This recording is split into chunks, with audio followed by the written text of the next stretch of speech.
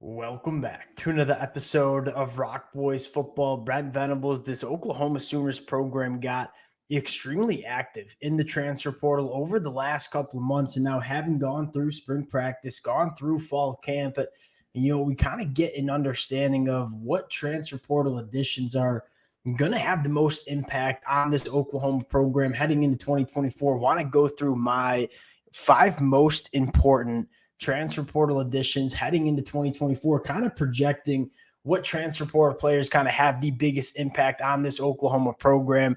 Really excited to get into this one. A lot of different names to choose from. I went with my top 5. Now, before we get into it, to the Oklahoma fans, one, the amount of support y'all have shown the boys all offseason long as we've broken down these transfer portal additions.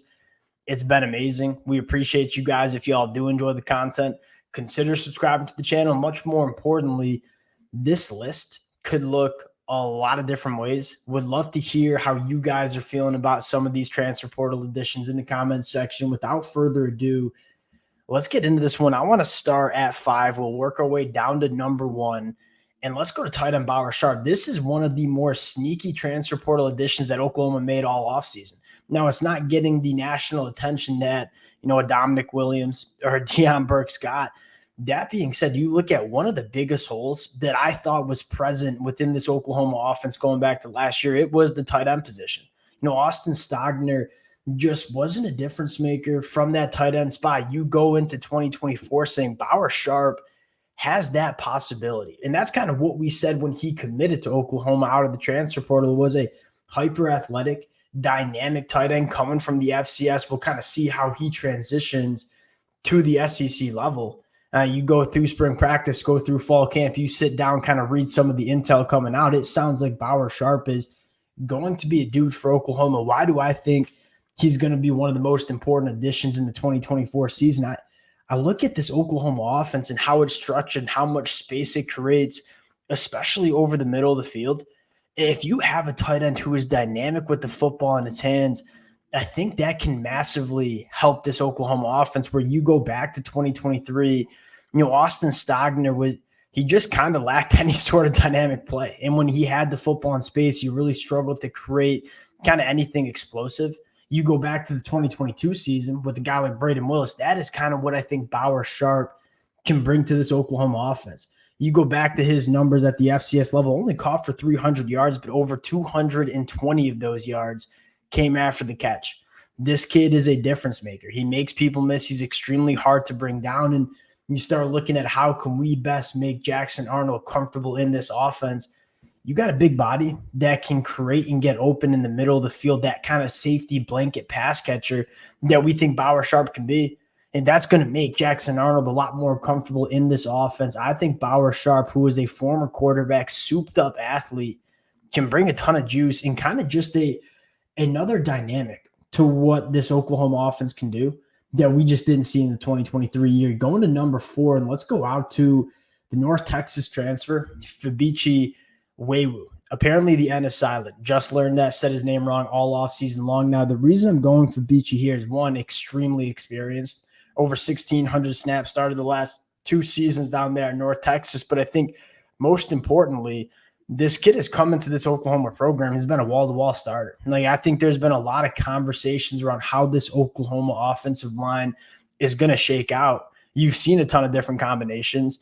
The guy you always see starting at guard is Fabii. And this is a guy that I think Oklahoma is going to rely on a lot. And I think something special about Fabii that, again, maybe Oklahoma lacked a little bit in 2023. This kid is overwhelmingly physical. He's up to 6'4", 339 pounds. At least that's what he's listed on the Oklahoma roster. We kind of wanted Oklahoma to impose their will a little bit more on the offensive line. You felt like maybe they left some on the table in 2023. That's why we're so excited about guys like Jake Taylor and potentially a guy like Fabii playing a lot for Oklahoma on the offensive line. But Fabii is a road grader. This kid is nasty. He's overwhelming. He's straight up massive. I think Fabii can bring not only just a really quality, steady guard play for Oklahoma, but I think more importantly, he can bring a little bit more horsepower to this Oklahoma offensive line that, again, maybe they lacked in the 2024 season or 2023 season. That is going to number 3. And let's go to Caden Woolard. Caden Woolard, I think he was another guy kind of like Bauer Sharp where, maybe that one kind of flew under the radar because he's coming from the MAC to the SEC. And when we talked about Caden Woolard, when he committed to Oklahoma, it was, hey, this kid was insanely productive, insanely disruptive in the MAC at Miami of Ohio. We kind of got to wait and see to see how does he, kind of get used to SEC line of scrimmage play. You go through spring camp, you go through fall camp, and you say, this kid sounds like he's ready to play in the SEC. And I think two things that really stand out for Caden Woolard. One, he's really good against the run. He's 6'5", he's up to 260 pounds. He's extremely long.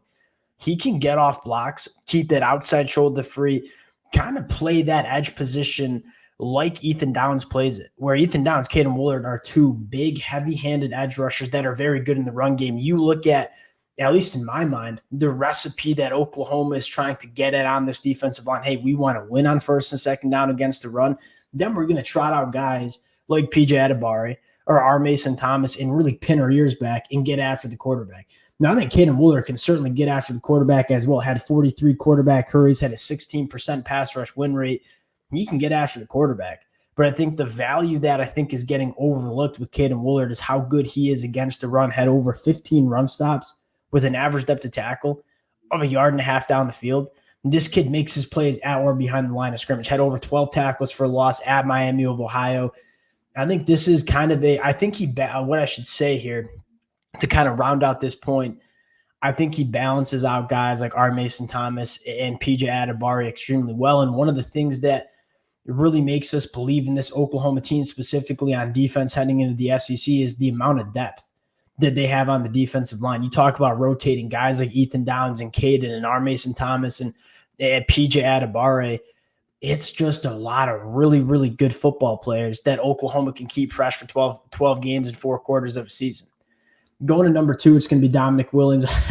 The conversation around Dominic Williams was so funny when he committed to Oklahoma, where you had a lot of other fan bases, LSU and USC really wanted Dominic Williams to come to their respective schools. And then when Dominic Williams commits to Oklahoma, those fan bases, not all of them, but a lot of them, were posting screenshots of Dominic Williams' box score stats and saying, all right, we weren't going to pay over $1 million for someone who had 3.5 sacks. Dominic Williams' impact on this football team is not going to be measured in the box score. Yes, he can have tackles for loss. He can create sacks. He can be disruptive in the pass rush. I think the real reason that Brent Venables went out and got Dominic Williams was to have another just massive human on the inside of the defensive line that is a proven commodity at the top of the college football sport in terms of stopping the run, letting your linebackers play free and downhill, eating up double teams. Dominic Williams' value to this Oklahoma defense has nothing to do with the box score numbers that he produces. Now, you want him to get sacks. You want him to be productive. That being said, his presence on the inside is going to be a heck of a lot more important than the stats that you see at the end of the year. And you look at Dominic Williams and Dejon Terry, like, name me a better run-stopping duo in the SEC than those two heading into 2024. And again, go back to what Brent Venables is trying to accomplish and what a Brent Venables defense looks like at peak performance. We are establishing the line of scrimmage, we are stopping the run, and then we're getting after the quarterback on third down.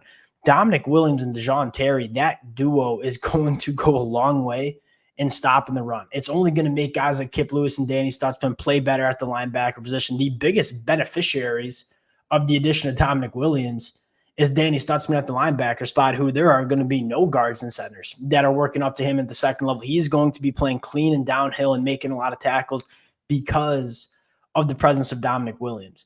So give me Dominic Williams coming in as the number 2 most impactful transfer. And the number 1, I think this one is a no-brainer. I think it's going to be Deion Burks. I think Deion Burks leads this team in receiving yards and receptions. I think targets. I think he's going to be – I'm not going to say the Oklahoma offense is going to run through Deion Burks because I think there are a lot of different pass catchers that are going to get involved. But if you were to ask me, who does this Oklahoma offense really go to in the money downs, I do think it's going to be Deion Burks. I've been pretty vocal. I think he's a top 10 wide receiver in the country heading into 2024. This kid has burners. There's so many different things that you can let Deion Burks do in the offense. One, he's exceptional after the catch. And again, going back to the conversation with Bauer Sharp, this Oklahoma offense is going to create a lot of space.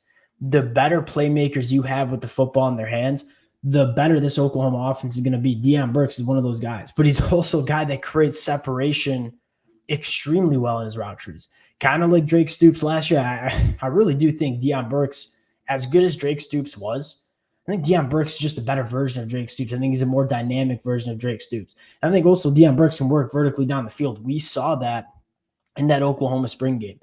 Talk about getting Jackson Arnold, comfortable in this Oklahoma offense.